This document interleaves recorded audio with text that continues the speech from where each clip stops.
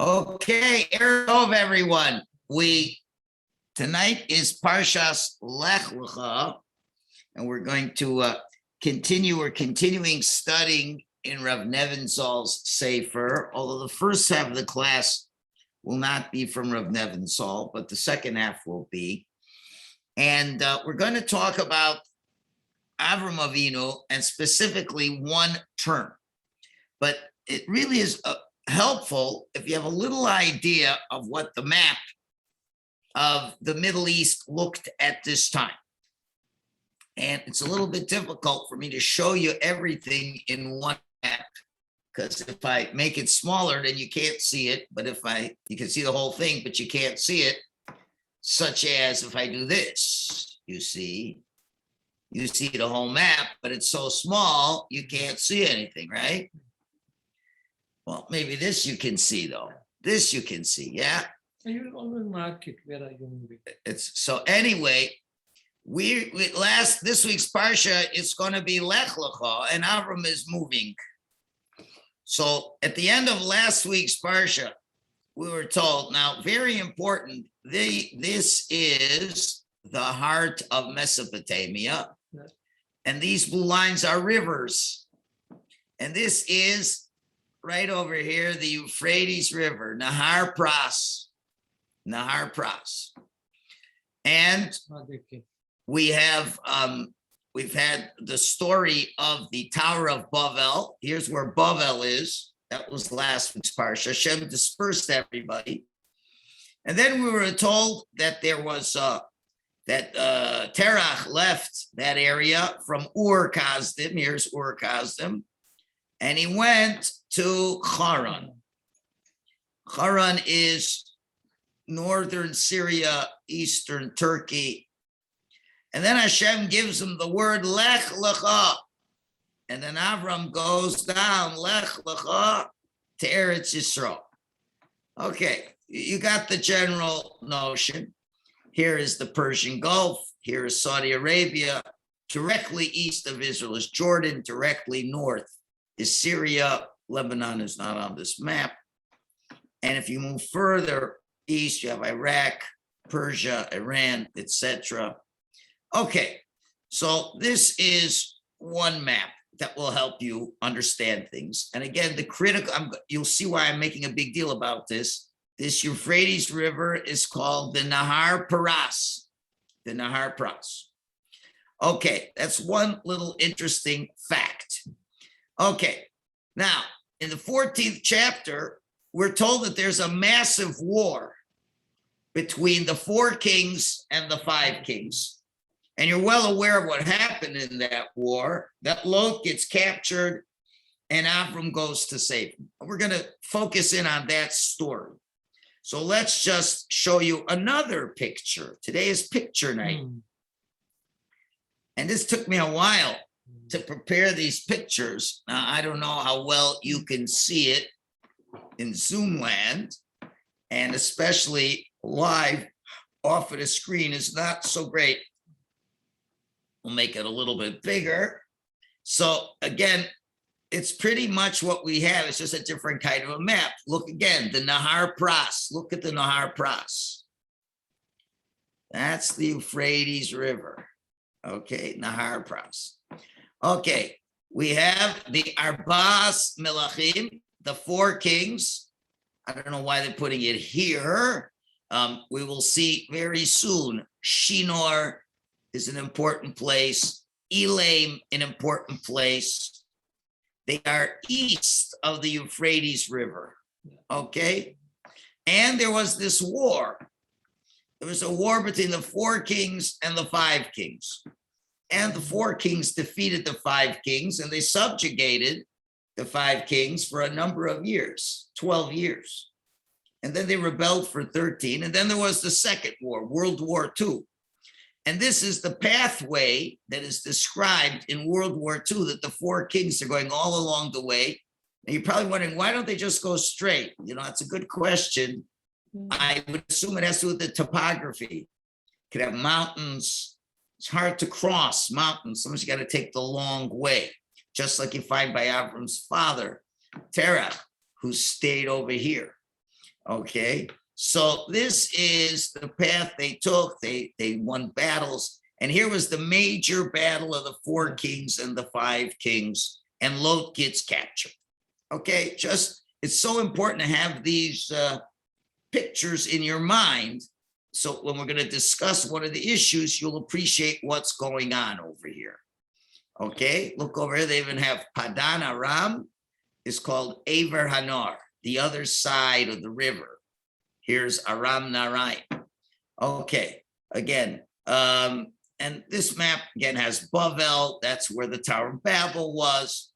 Okay, so that's that issue. So now that you got those maps in your mind, we'll flip back and forth to them as necessary, but it'll make things a lot easier to understand, and you'll see why I'm spending so much time. Sometimes you want to spend time, so when you bring in a concept, it becomes clear. Okay, so let us begin with the Lot has been captured. So here's the pasuk we're going to focus on tonight. Vayavo hapalit, an escapee comes from the battle. Vayaged la'Avram ha'Ivri, and he told news to Avram ha'Ivri. You know, it's when I went to a store recently to look at some furniture, there's this secular Jewish fellow who's trying to be friendly. So he tells me a riddle. He says, "Where do you see in the Torah that Jews make coffee?" So I said, "What, are you making me a joke? There's no coffee in the Torah." He says, "No, it's all over the place.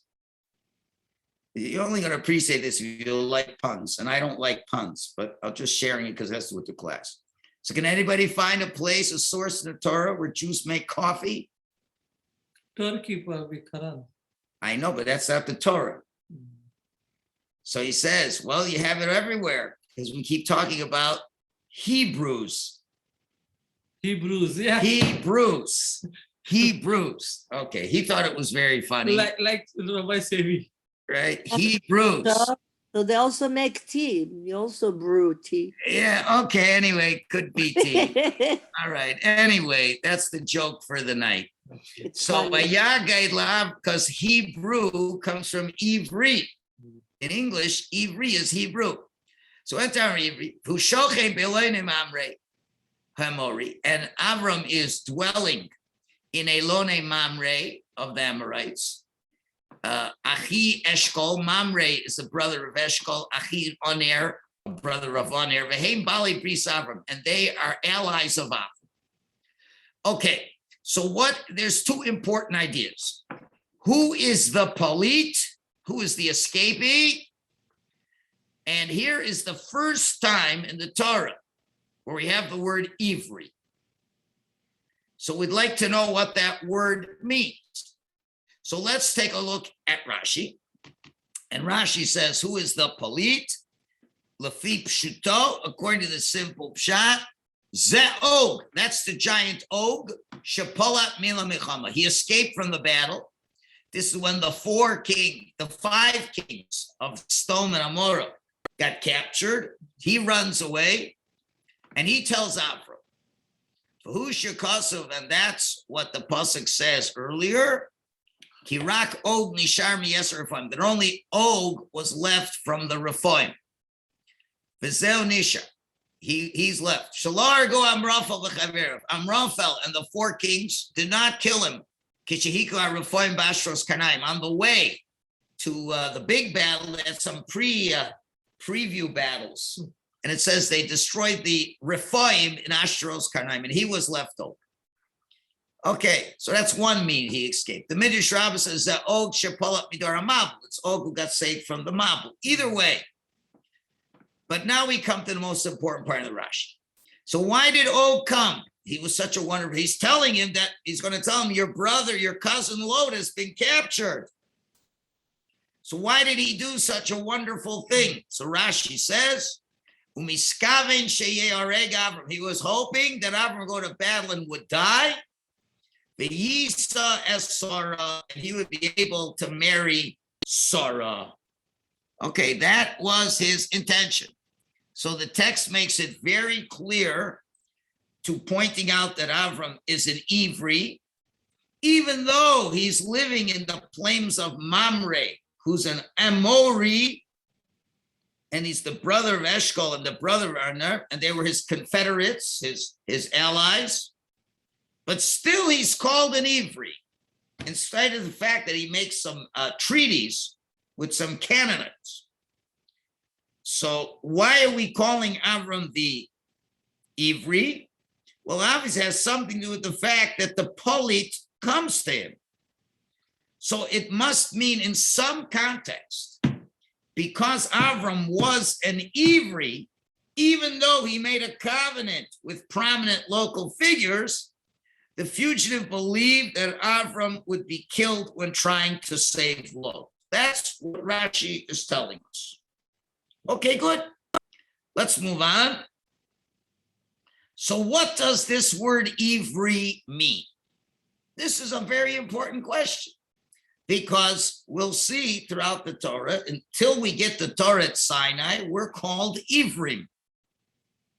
Straight ones. Okay, so what does that mean? Hebrews. I mean, that doesn't mean anything. It's just an English transliteration of Ivri.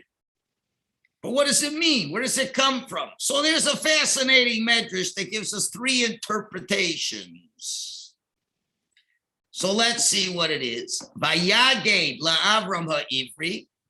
So you have Rabbi Yehuda, Rabbi Nehemiah, and the Rabbanan. These three rabbis, and you got the English below that kind of paraphrases it. Rabbi Yehuda Omer, first interpretation. Kol ha'olam kulo me'ever echad. The entire world is on one side. V'hu me'ever echad, and he is on the other side. Okay, so what does that mean? So from the word aver means a side. Just like we have the words aver hayarden, one side of the Jordan River. So Avram was on one side. The whole world was on the other side. That's one shot. And what was this side of? Well, the whole world was on the side of idolatry. And Avram, no, he's on Hashem's side. That's one interpretation. Rabbi Nehemiah Amar, Rabbi says, Shehu b'nei banav shel Aver. He's a descendant of Aver. And Aver was a descendant of Shem.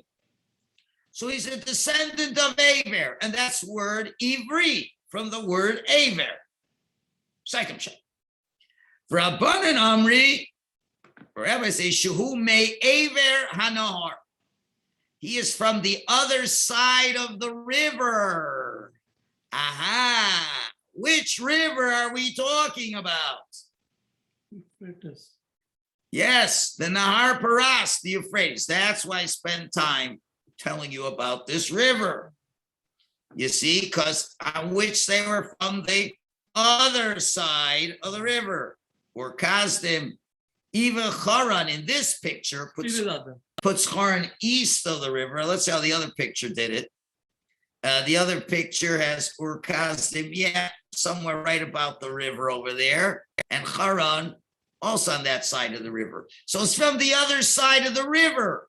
Aver means a side. And then he adds a word, Vishu Mesiach Bilshon Ivri. And he speaks in the language of Ivri.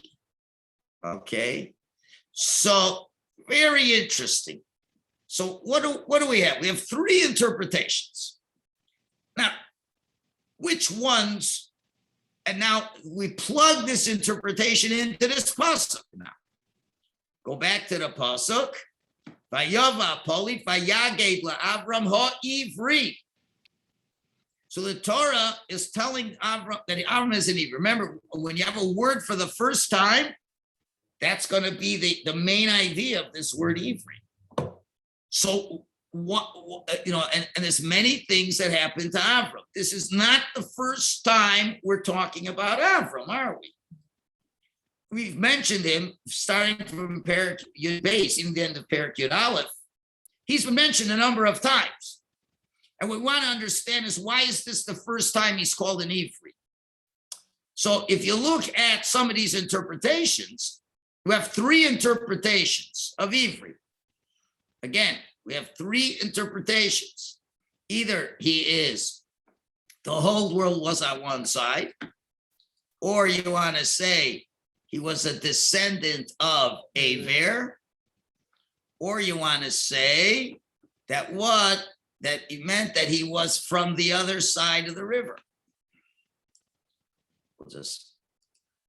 And he spoke their language. Okay.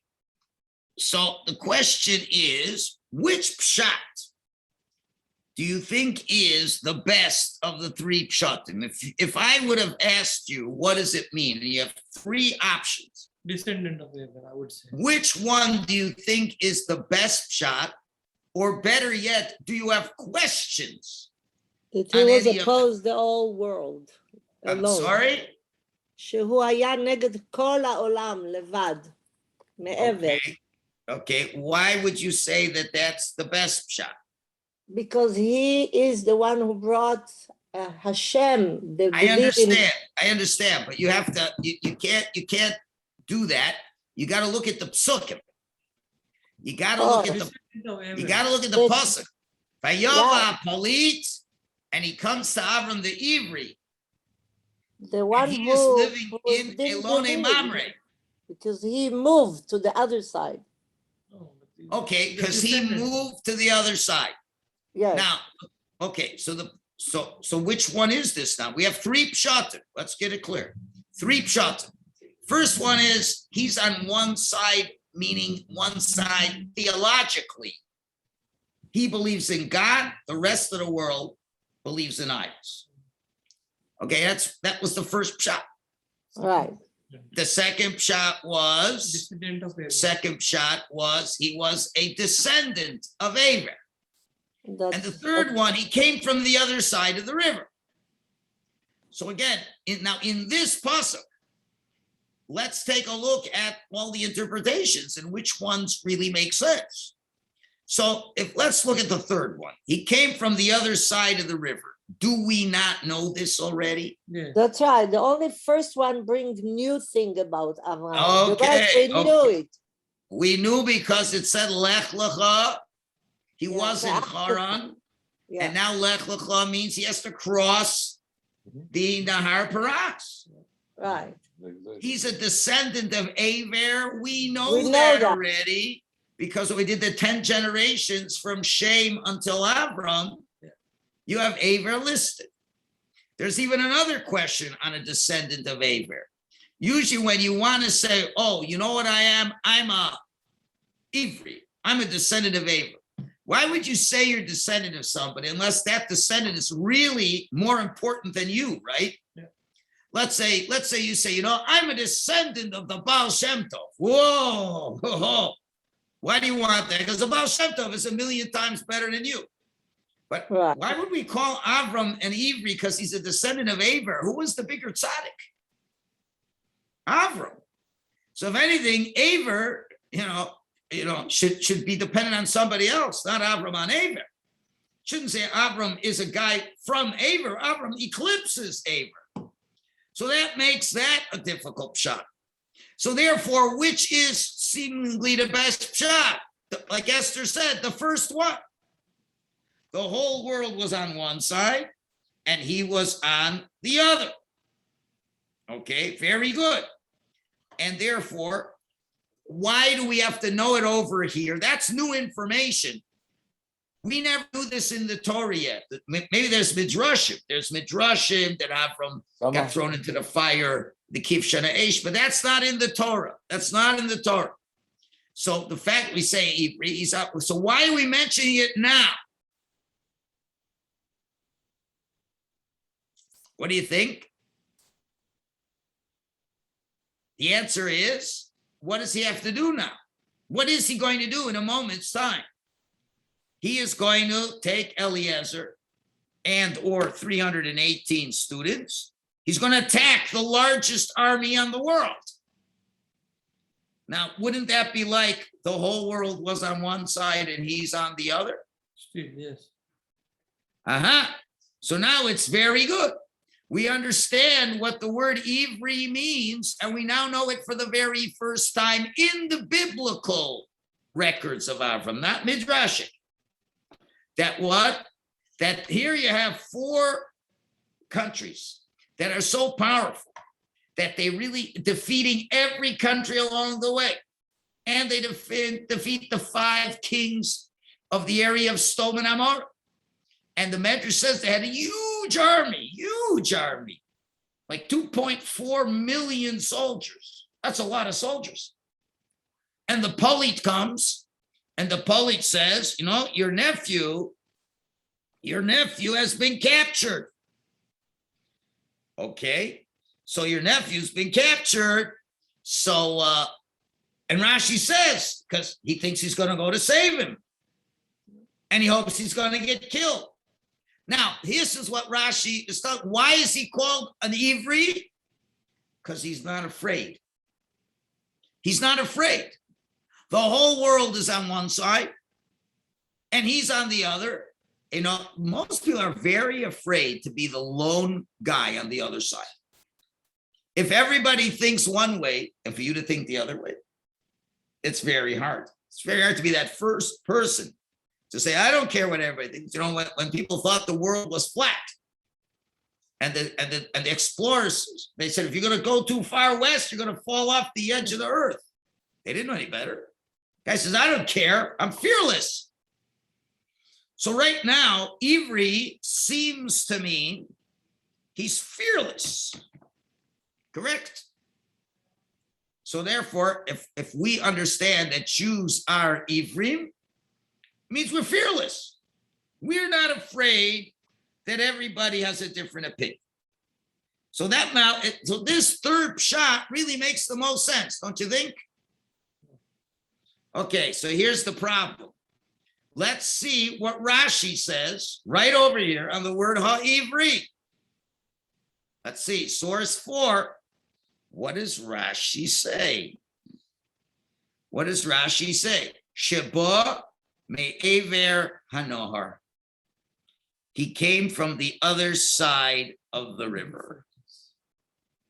Okay. So why is Rashi choosing this pshat? We all said, now Medrash can bring a lot of opinions, and Rashi is trying to help us with the text. So we're saying he came from the other side of the river. So number one, we all determined that there's a better pshat than that. I mean, they can all be true. I mean, certainly he was from the other side of the Nahar process. That's, we're not saying any pshat isn't true. Of course he came from the other side of the Nahar. Of course he was a descendant of Ivri. Fine, it's all fine. And it can all be part of being an Ivri. But what's the most important part relating to this pasuk is that the whole world's on one side and he's on the other. And Rashi does not bring that pshat. So that's something we got to think about. And more than that, why is it so important for us to know that he's considered an Ivri? And how does this influence the fugitive's motivation to tell him what happened? Well, I guess you could say, well, I guess he knows he's a brave guy. Okay. So now why is he so sure he's going to die? Well, you could say, well, listen, one guy going against 2.4 million people, it doesn't look like he's got much of a chance. So we'll have to analyze why Rashi does this. This is a little bit of a challenge. Now, if though we could look and see, the Medrash added a couple words here. Bishu Mesiach Bilshon Ivri.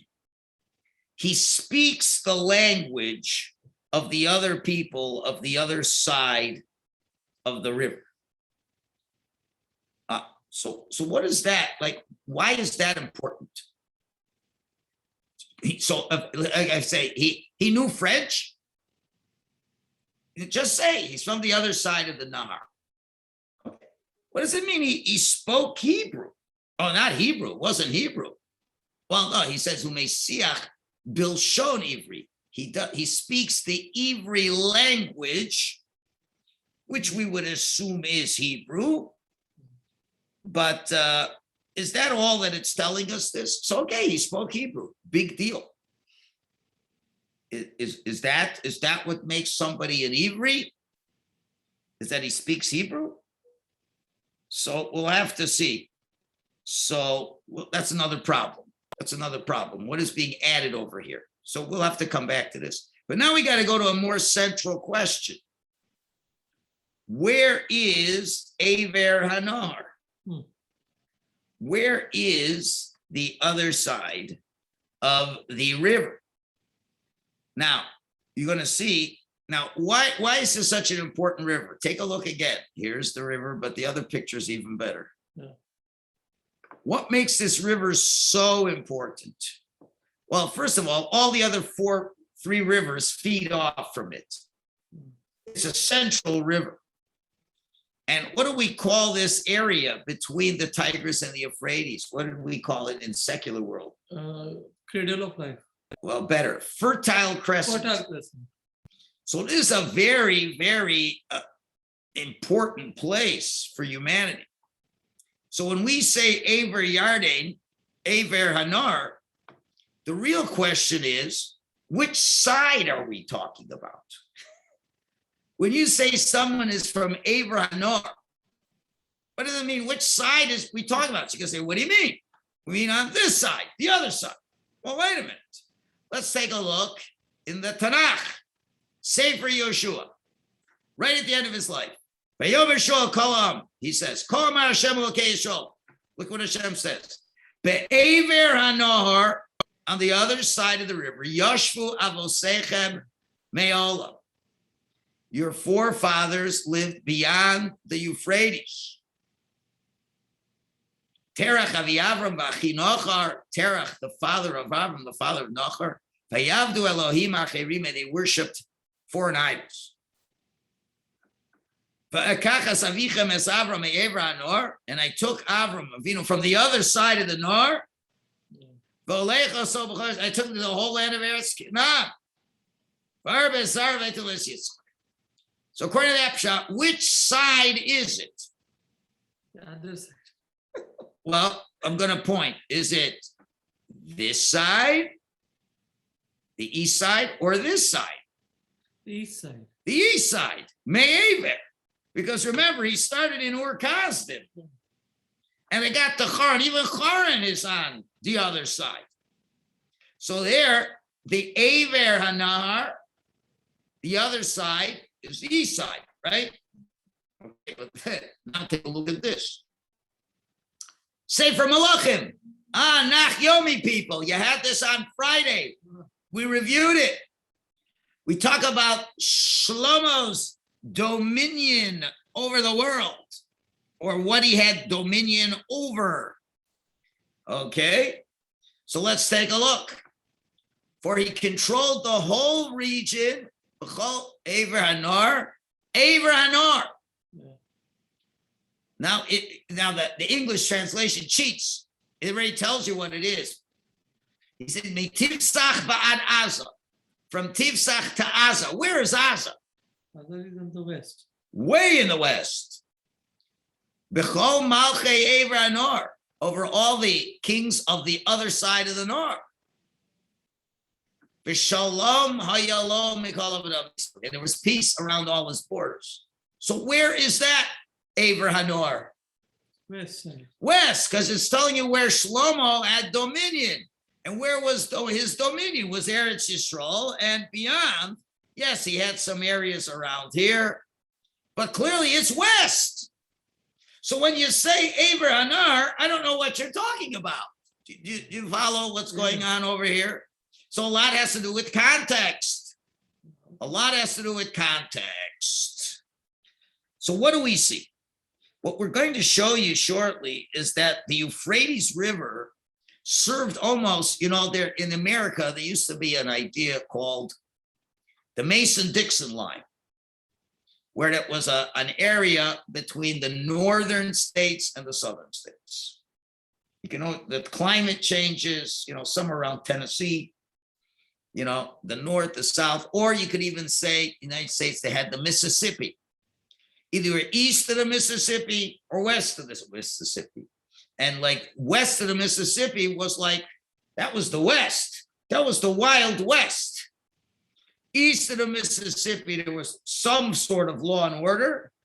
west of the Mississippi, no law and order. I mean, you have these natural geographic divides.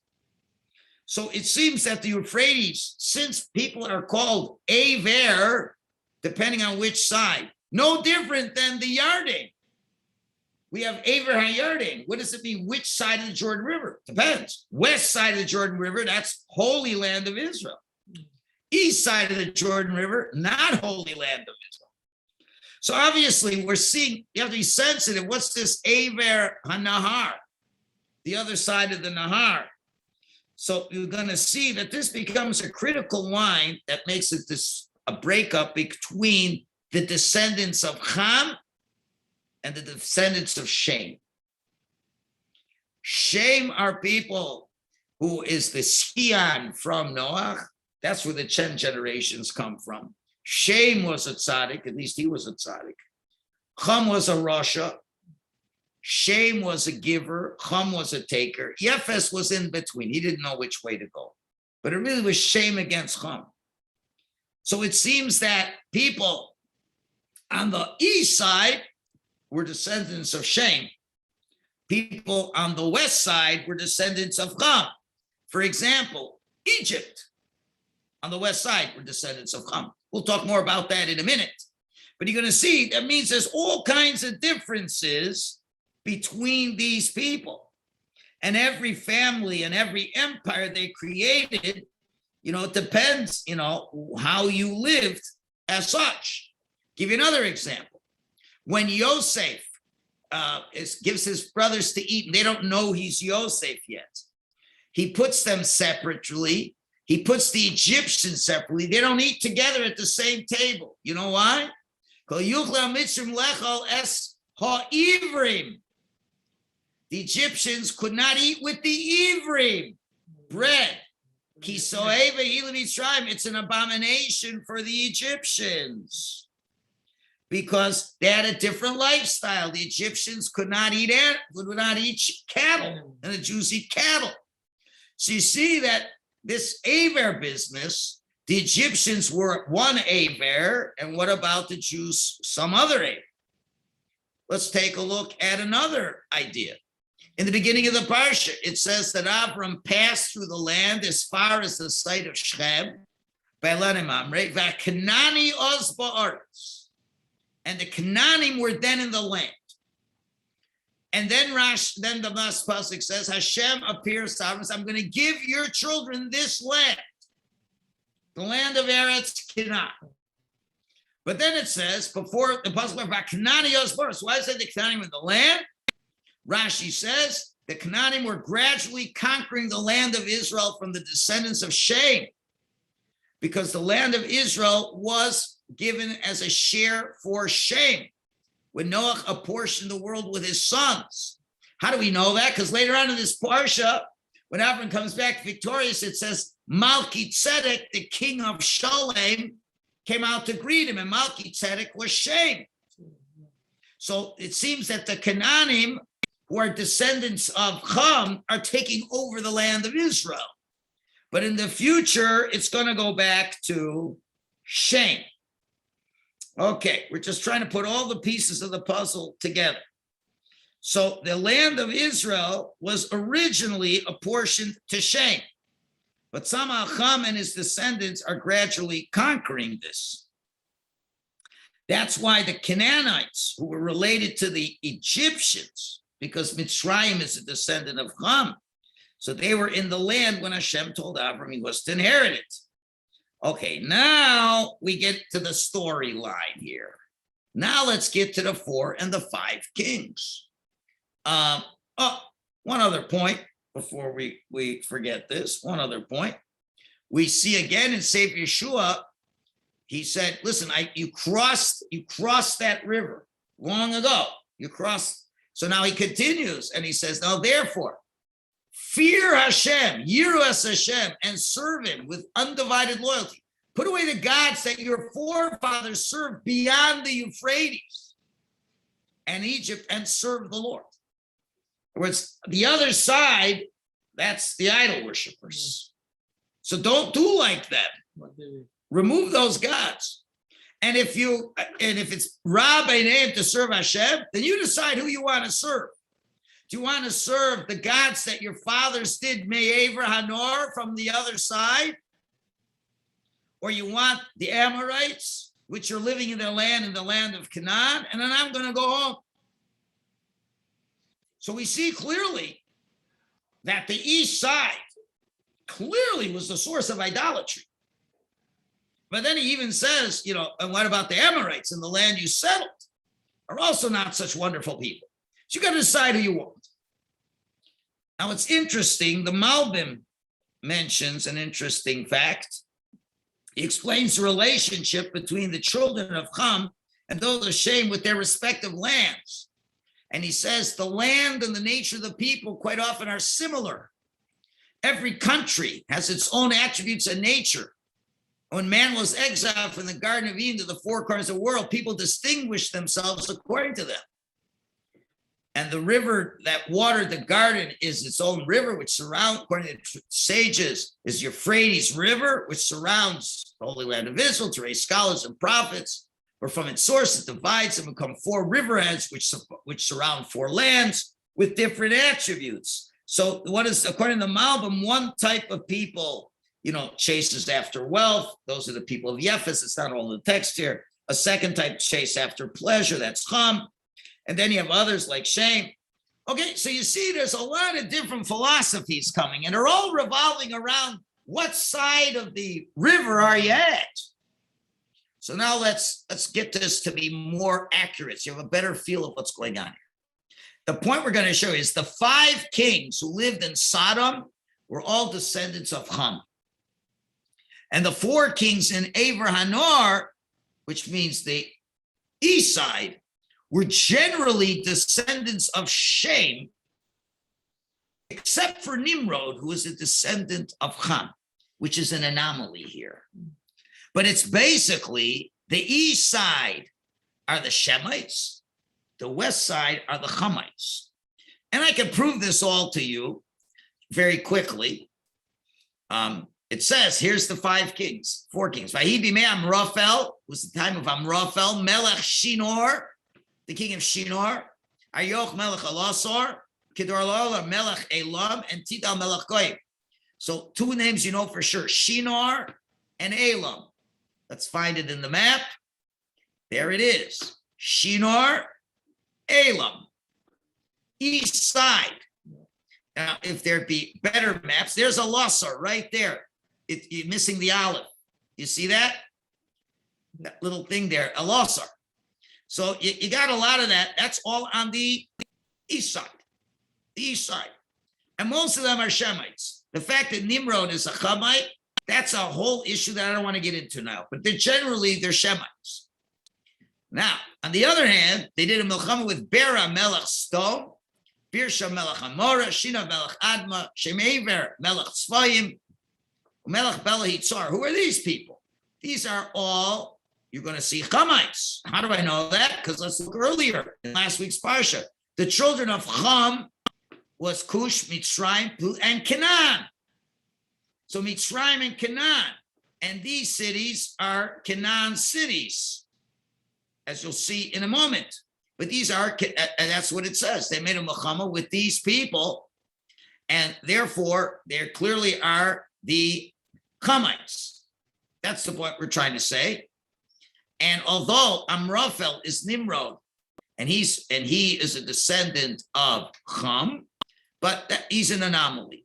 But it's interesting that he started being the king in Bavel, and then it was Shinar, and then later Nineveh. Think about that for a minute. Nineveh. Now, how about these other guys? How do I know that the other guys are Shemites? Well, when Melchizedek came to greet Avram, Avram was afraid. You know he's afraid? He's afraid I've killed his sons. Maybe he's going to be upset with me, the Medrash says. Now, who's Melchizedek? He is Shem. And who are his sons? He said, Shahara Gesbana. He killed his sons. And that was Kedarla Omer Melech Elam. Ushlosh Esbanav and his 3 sons. So what do you see? That he was a descendant of Shem. So I'm just proving to you the kings of the east were Shemites, and they battled the Hamites, who were kings of the west. That's what I'm trying to show you. And this was the major battle. This was like a world war. Now, of course, we know Shem was a good guy, wasn't he? Shem is Malki Tzedek. Shem is a tzaddik. But guess what? Although he was a giver, Shem is the giver, Chum is the taker. But you know what happens when a good meat of giving gets in the wrong place? Then it can turn into very ugly things.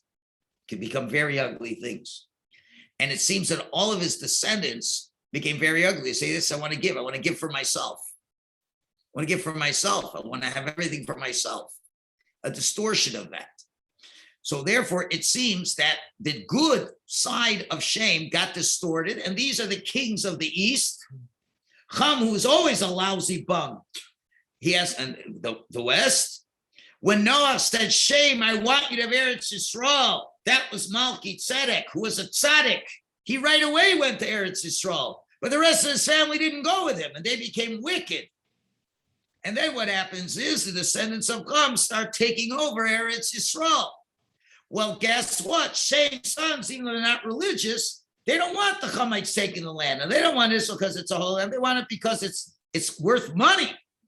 So this becomes the real source of this whole world war. It's the misguided Shemites fighting against the wicked Chumites. And who's stuck in the middle? Avram. Avram is stuck in the middle. You see what's happening here. This is what we're setting it all up. And this is the proof that Canaanites, the border of the Canaanites is you see that clearly they are Canaanites. Okay, so this is the predicament that Avram has himself in. Now, let me ask you another question. Who else do you know is referred to as an Ivri in your knowledge of Tanakh? I'll give you a hint. One is in Torah and one is in Nevi'im. I'll give you 10 seconds. You get it? You get a prize. Who was called an Ivri? Aaron? Who? Aaron? Who? Aaron, Aaron. Aaron, no. Moshe. Moshe? Yes. Not so much him. The Jews in Egypt were called Ivri, but not Moshe. No? Moshe was called an Ish Mitzri, as a matter of fact, not an Ish Ivri. אבל העברי הזה, when they told on him, they said that האיש האח העברי, the one he killed. No, Yosef. no, they didn't. Yosef HaTzadik. Yes, Yosef HaTzadik. Look what the wife of Potiphar, after she tried to seduce Yosef, she lied and she calls her family and says, Ru'u evilanu ish Ivri. You brought a Hebrew to play with us. Yeah. And look what Rashi says on that word Ivri. May Aver Hanor, from the other side of the Nor. Mipnei Aver, from the sons of Aver. Rashi is consistent with what he said earlier tonight. When Rashi said, what did we have over here? What did Rashi say? Shabome Aver Hanor. Again, picking up the not best shot, and Rashi seems to be consistently not picking the best shot. Do you follow what's going on over here? Okay. And that's what the Ramban says. You know, it was meant to show that they're much different than us. The meaning there is that the Hebrews were hated, but Ramban says they were hated by the Egyptians. They didn't eat with them as being a matter of abhorrence to them. They didn't purchase them as servants except as vine dressers and plowmen, would not permit them to come into their homes. Why don't this Jew boy come into here? Because they're from Aver. They're from the other side of the river. And what does Yosef tell the officer, the butler? Put in a good word for me. Ki gunuv ganavti me'aretz, because I was stolen from the land of the Hebrews. Okay. So I don't have time to do Ramban, but he's kind of saying, So what is Yosef saying over it? And again, even when the butler tells Paro there's a Jew, what does he say? Shamitanu nar Ivri, a Jewish lad. Yeah. So again, he calls him a Hebrew. Rashi says, "Cursed be the wicked, for the favors are never really complete." He mentions him in disparaging language. Rashi Ivri, a Hebrew who does not even know our language. Why? Because he knows Ivri. So what do we see from all this? We see that Yosef, he's sort of positioning him. Yosef is called an Ivri because this is how people are perceiving Jews. Ivri, one of the meanings of Ivri is how do people perceive Jews? Or better yet, how do Jews believe they're being perceived? When a non-Jew looks at us, what are they seeing? We're different. Different, strange. They say that what? You're from a different place. You speak a different language. You look different too. You dress different. They're focused on external differences. You're a descendant of Aver. You're a descendant of the Hebrews. You're from the other side. You're a foreigner. You don't even speak our language. We hate you for that.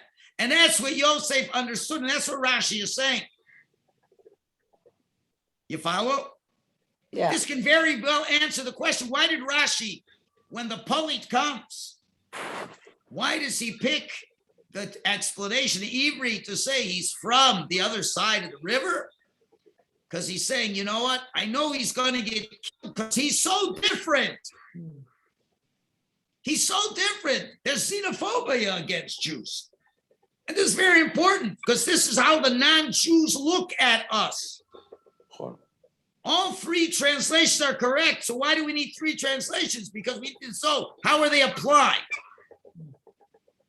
So this Palit, when he sees Avram, what does he see? He doesn't see a man who could stand up against the world.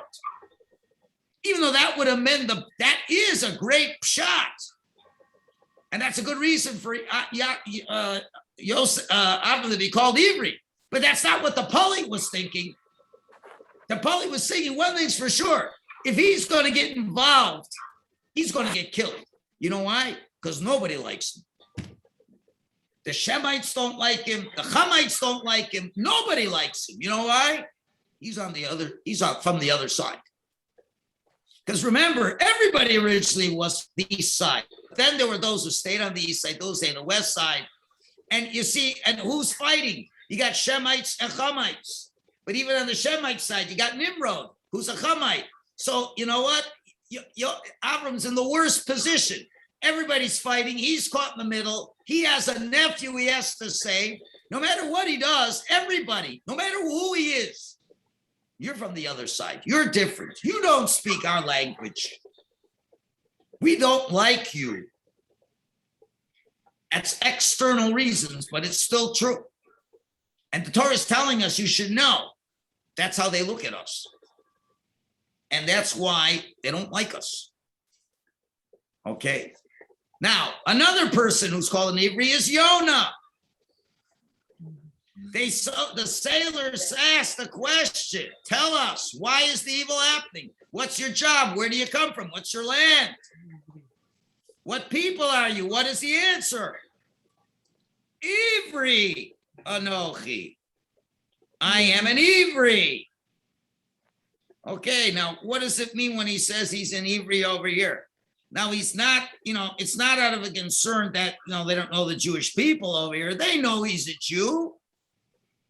So why does he mean Ivri over here? Because he's relating to the command that Hashem gave him. What did Hashem tell him to do? To go where, guys? To Nineveh. Where's Nineveh? In Iraq. And where is that with the Nahar? Exactly where we are. Look. Nineveh. The same. It's the other side of the Nahar Pras. All right. So when they asked Yonah, what's your land and what people you're from? He said it's his past and his future as a Jew. And you see now Hashem is telling him to go back. You know, as Jews, these were the great idol worshippers you ran away from. You That's gotta go back and for fix the them up. first Jewish people there. So you see, Ivri is used either in terms of how people perceive us, or in terms of, you know, what our job is. So why does the Polit call Avram the Ivri? So it's really the cultural understanding of Avram.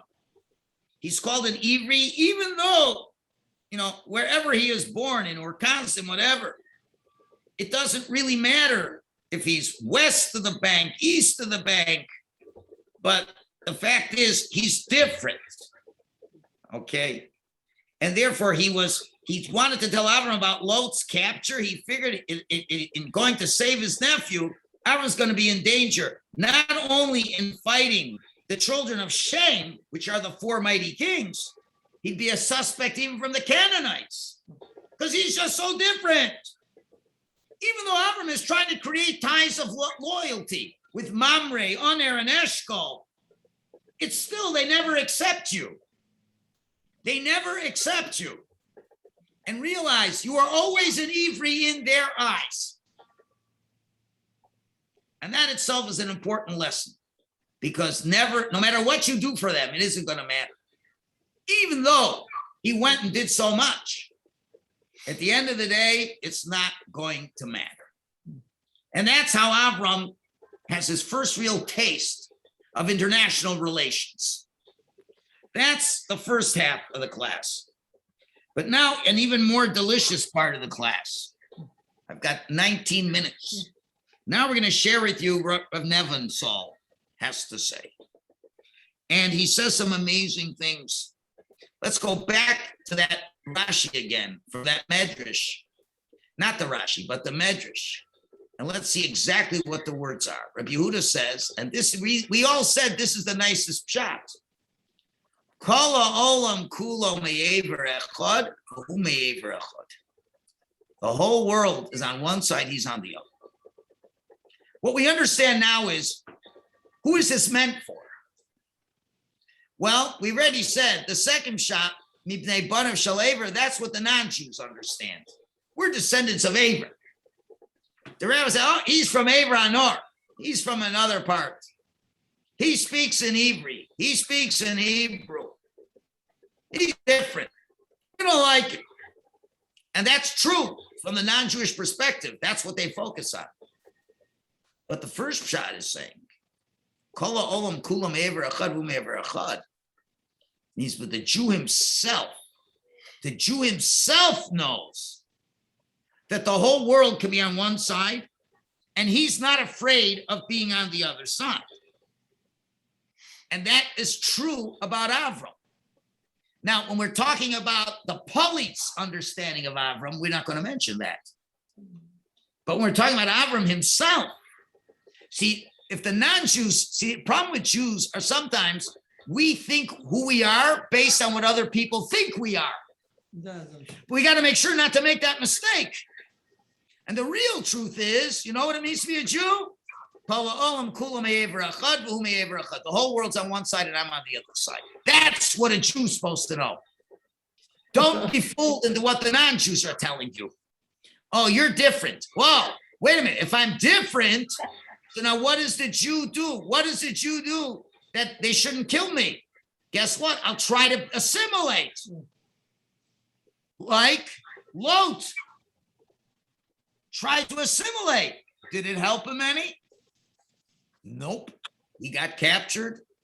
He was like the Sodomites, and they captured him anyway. And because he looked like Avram, whatever you want to say, didn't work out. And Lot himself didn't understand what it meant to be an Ivri. He's not called an Ivri. But Avram understood, I'm on the other side. And that is a spiritual concept that Jews need to know, that we're not afraid to be on the other side. But if I just left you at that, that would be not doing justice to what an Ivri is. Okay, we're not afraid. Okay, so but you know what? A lot of times Jews are not afraid, and then they do stupid things because they're not afraid. And then you can get wiped out by not being afraid. But maybe there's a little bit more to this. And what's going on? And what does it mean? Kol ha'olam kulo be'ever echad. What does kol ha'olam kulo be'ever echad mean? So I'm going to share with you what Reb Nevinzal says. And this is a beautiful, beautiful idea. I don't have it inside yet. Kol ha'olam kulo means the whole world, meaning the whole natural world of Teva. The nature of the world. Not just the people. Because you know what? People all follow their natures. People on planet Earth, if you want to know why they are what they are, it's because of the natural surroundings they find themselves in. Some people find themselves on the east side of the Nahar Pras, so they're a certain type of people. That's their nature. You have people on the west side of the Nahar Pras, they have such a nature. A Jew, his nature is that the Kol HaOlam, the whole world, all of its nature, can be on one side. And Avram will be on the other side of nature. So let me give you the most glaring example of what Kol HaOlam, the Ever Echad means. The natural tendency of a physical human being is to want to be at rest. You want, as they call it, the homeostasis. Things are good as they are. Let's leave them as they are. Person wants menucha. Person doesn't want to do things that will disrupt his security, safety, and comfort. Wouldn't you say that's natural? For sure, that's natural. People, let's leave it the way it is.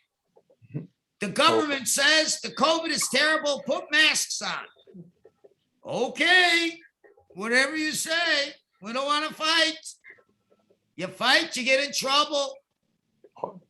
So the natural tendency is to try to find a solution that's the most convenient, because that's the Teva Ha'olam. The Teva Ha'olam. And what we're saying is, yes, the whole world, the Teva of the world is on one side. But Avram was beyond the Teva of the world. For example, how did he fight the battle? What do you know about the battle that Avram fought with the kings? How did he win the battle? Did he win because he was such a strong guy? What do we know? The famous Medrash. He took sand, he threw it at them, it turned into arrows. So how did he win? He went beyond nature. Now, why did he go beyond nature? You know why? Because he was totally connected to Hashem. He was davuk to Hashem. When you are davuk to Hashem, you are clinging to the highest aspect of reality. Nature is a few subdivisions below Hashem. You have Hashem, you have his malachim, you have his midos, his malachim, and then lower level, and then you got the stars, the constellations, and then you have what happens on planet Earth. So a lot of people, they are slaves to whatever's on this world. The whole world is on one side.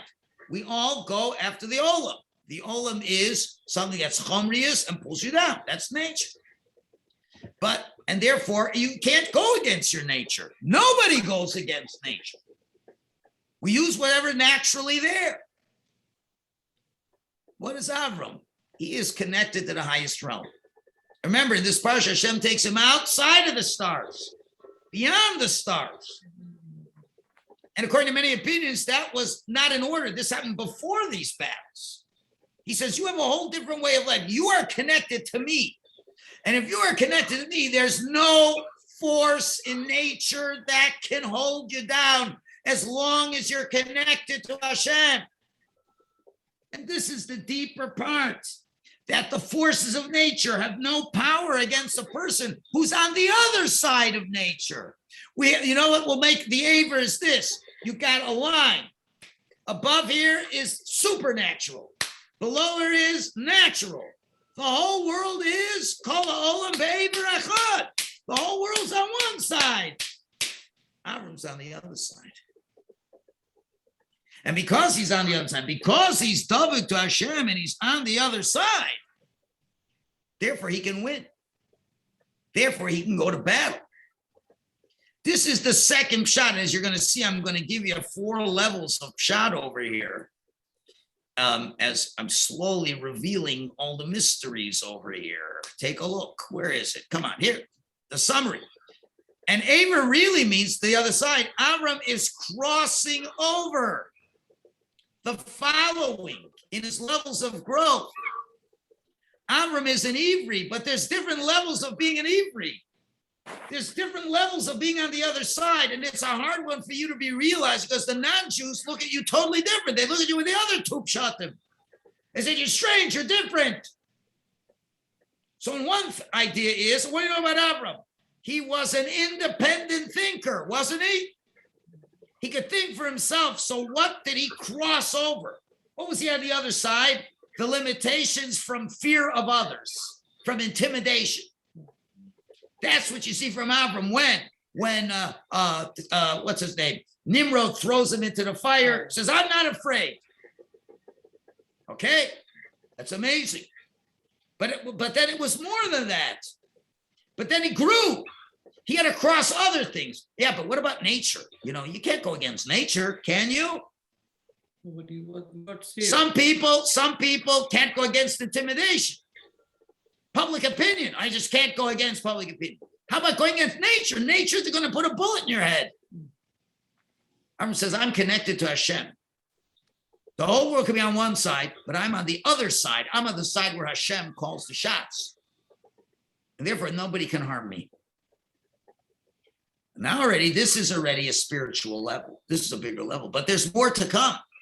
There's still 2 more levels. Avram has a long life. The Ivri, not only is the independent thinker, the Ivri not only is one who clings to Hashem and is on the other side of the limitations of nature. Now let's see what Rav Nebenzahl says. He would say when Chazal said that Avram was up against the rest of the world, you know who's included in the rest of the world? The rest of the world included Avram himself. He was against himself. What? In other words, Avram was on one side and the rest of the world, including Avram, was on the other side. What does that mean? Avram fought a war not only against Amraphel and his cohorts, but against himself as well. What does this mean? Avram's whole life was being spent involved in chesed. When you say that's the world of Avram, that's his real nature. So we have Baal Chesed, thinking of ways to help his fellow man. Now, you got a big battle over here.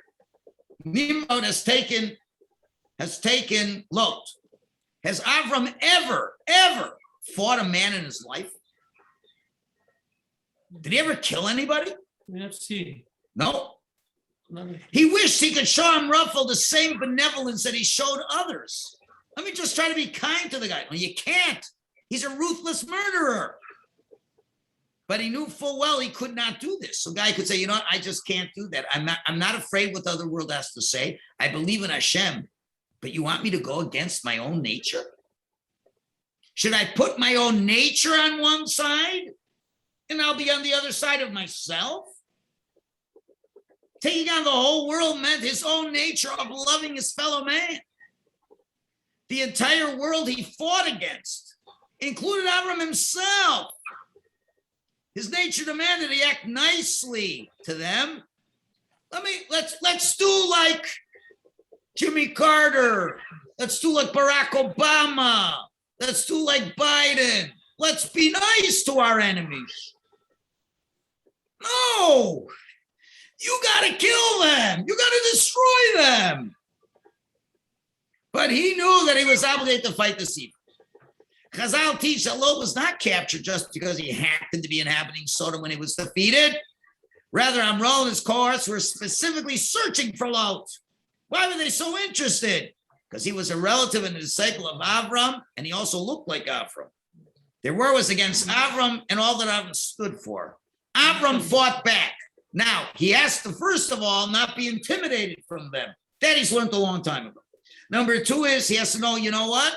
I'm on the other side. I'm on Hashem's powerful side, so I can accomplish this. But I don't know. But to do so required him to fight against his own nature as a peace-loving individual who wanted to do good for others. And that's what all these 10 tests, throwing Yishmael out of the house, all these things that were going on was to fight his own nature. He had to be beyond himself. This is the third level, which we will call a broad sense, ma'avir al midosav, to be ma'avir al midosav. The simple meaning is, someone insults you, you don't take it personally. But the deeper pshat is to cross over your own midos. So now we see there's 3 limitations. What other people think can limit you, so you got to not be worried about that. Then nature itself can limit you. I'm not worried about that. But what if your own self limits you? That's even harder. And to go against the limitation of his own nature, of chesed, that's even higher. You think it could go any higher, guys? It can't. It can go one more step. Because after the Akedas Yitzchak, what does Hashem say? Do not raise your hand against the boy or do anything. For now I know that you fear God. Now I know that you fear God. Ato yadati kir Elokim ato. Now I know. What do you mean now you know? Hasn't he done anything until now to show that he's a God-fearing person? But a lot of people know that there's a God. Does Amalek know there's a God? Yes. But what does it say about Amalek? V'lo yarei Elokim. But they weren't God-fearing. What does it mean that you're God-fearing? God-fearing means that the reality of Hashem is so compelling that you totally are mevatel yourself to Hashem. You totally nullify yourself before Hashem. Even your own essence can be your own limitation to Hashem. In all the cases where Avram had to do things he didn't like to do, but he could always say, but at the end of the day, indirectly, at the end, it'll be a chesed. I'm killing lots of people, but at the end of the day, it'll bring a chesed. I'm going to save loads. I'm going to throw Yishmael out, but at the end of the day, it'll be a chesed for you. You follow? Sometimes it's just hard for you to go against your nature. But even if you go against your nature, somehow at the end of the day, it gets back to what your nature wants. How about if you do something that at the end of the day, not only does it go against your nature, you never get what you want, and not only that, but you totally get eclipsed in your essence. For him to sacrifice his son, and there's many understandings here, but number one, there's no silver lining in this one. You kill Yitzchak, there is no chesed after this. And Avram realizes that it's not just my nature. I'm going against my nature. That I have to go against myself. But it's not myself, meaning my nature of kindness. But I'm still Avram. But now Hashem is saying, I want you to go and cross over not only your nature, but your essence. You'll be nothing after this. You won't even be an Avram. Your whole life will be a big fat zero. Chazal say that Avram always had an intuition. Hashem guided him, that he always felt that he was doing the right thing. And this time he felt that he was not doing the right thing. And now Avram has to overcome the most difficult barrier. And this is what Yira is. He's spotless. Limitations of his own service Hashem and his total essence. You're going to do this, and there's going to be nothing left of you. Wouldn't that be a limitation? And he had to cross that line. So he crossed many lines. A Yehudi has to cross the line of fear of others, the limitation of others. You have to cross the line of limitations of nature, the natural world. You have to cross the limitations of your own nature. You have to cross the limitations of your whole essence. And to say, I'm willing to be nothing. Ata yadati ki Elokim. Ata. Now I know you're Elokim. This is what it means to be a Yid. And that's what Yosef understood when he said, I'm a Yid. Because he definitely was an independent thinker to such a point his brothers sold him as a slave. He certainly was Davik to Hashem. Nothing happened to him. The snakes did not destroy him. And then he was a real Baal Chesed. For him to resist Eshes Potiphar, that was a real Maver al Midosa. And then when Paro says you're a smart guy, he says, I'm nothing. It's all Hashem. He showed that he could limit himself completely. When the brothers came and he confessed, he never wanted to hurt them. Yonah, unfortunately, struggled with this, being the Ivri. Okay, so this is what it means to be an Ivri. And by the way, there's one last one. The Eved Ivri. The Jew is a slave, but still an Ivri. I don't have time. It means even a Jew who's done a crime of stealing, there's still hope for him. He can still be an Ivri. No matter where you are, you can be an Ivri, but you got to take it step by step by step. So I think a good message we have to discuss with ourselves, what kind of an Ivri are you? Level 1, 2, 3, 4. It's got to go in this order. You can't do it backwards. And this we learn from Avram. That's what it means to be an Ivri. The non-Jews will define you differently. You have to make sure you define yourself properly. Okay, shkoyach everybody. I hope you enjoyed the class. I thought it was very interesting. Yes.